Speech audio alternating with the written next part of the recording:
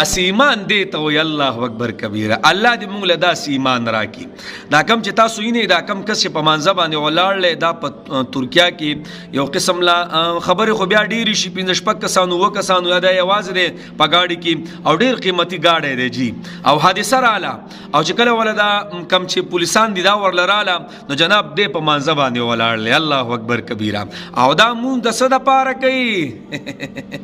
دا شریعت ما تا ته دا ښیي ښه شریعت په ما او تا چې مصیبت راشي نو چغې سورې وخو او سرونه سر تور کو او دیوالونو ته ګریوانونه شله. والله اکبر کبیره. دا د شریعت سخت خلاف دي ښه دا چغې سورې وال ګوره مصیبت د باندې رالی انا لله و انا الیه راجعون. الله د لکم اجر درکوي او سیټ تشه لکه یو صحابي دی او خبر ولا ضرور رالی یا ورله د زوی رالی جنابو چې دغه شان ستا رور یا زوی وفات شوی دی هغه څه چلو کو هغه د خپل سورلۍ نه راکوشو او سیټ ته ودرېدو او 2 رکعته نفل یې وکړه او ای الله چې څه مقرر دی هغه تا وکړه. ای الله په دې زمونږ صبر دی. ای الله باز دومره بس دی نور دی نه تا زمونږ د شریعت حکم دی چې سیټ ته شو 2 رکعته نفل وکړه انا لله و انا الیه راجعون وایا او بس خبره ختمه.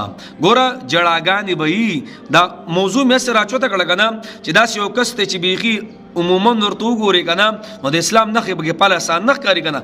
ګورم ایمان خو دننه زړه کې دی زړه کې ایمان دننه زړه کې دی.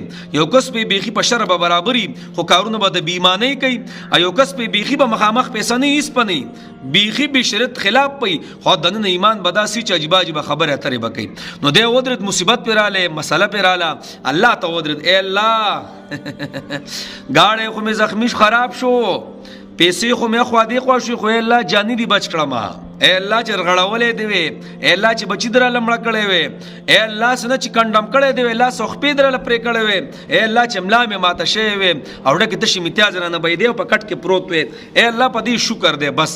نو په هر ځای کې چې څومره مصیبتونه په انسان راشي هر ټایم الله نه ته شکر ویستل پکار دی. الله شکر دی بس ای الله په دې شکر دی نور دی نه الله بس او الله ته الله ایمان هم کمزور دی الله نور دی نه بس. نو جناب هر مصیبت کې 2 رکعات نفل کول مسله راشي غم د باندې راشي نور د روزګاری مسلې تر الله ته متوجه کیږي ایو 2 رکعات نفل کوه ای الله دستا اسړه پیسلی دي ای الله زمون په صبر دی او تا چې د صبر کمه بدلیږي اجر ای الله غدنه مونږ واړو.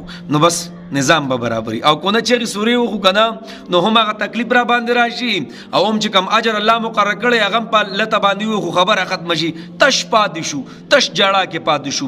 نو جناب هر ځای کې چې غم راشي مصیبت راشي نو څه کوئ چې که څوک پوهېږي نه خاص کر دا زنانه ډېرې خبرې اترې کوي چغې سورې وایي نو مشرانو له پکار دي څه کوه چې لږ شانتې کېنوئ او د دین خبرې اترې ورته کوئ.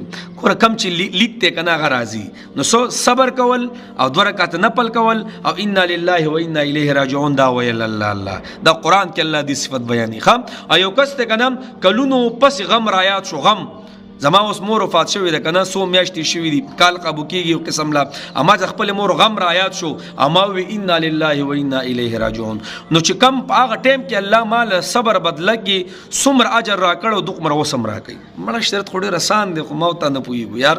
نو صحیح دی انشاءالله کې داسې به کوو که نه